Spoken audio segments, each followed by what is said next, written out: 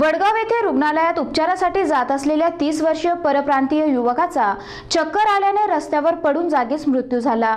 या घटनेमुळे परिसरातील नागरिकांकडून हळहळ व्यक्त केली जात आहे।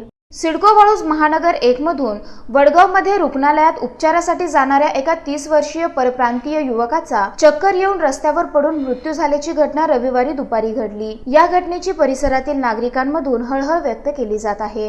सिडको महानगर 1 मध्ये राहणारे मोनासिंग मुक्तासिंग हे रविवारी दुपारी 12 वाजेच्या सुमारास आपल्या घरून वडगावकडे उपचारासाठी रुग्णालयात जात होते। मात्र मोनासिंग यांना अचानक चक्कर आल्याने त्यांचा तोल जाऊन ते जमिनीवर पडले। यामुळे त्यांच्या जागीच मृत्यू झालाय। हा प्रकार काही दक्ष नागरिकांच्या लक्षात आल्याने त्यांच्या मदतीसाठी धाव घेत नागरिकांनी मोठी गर्दी केली होती।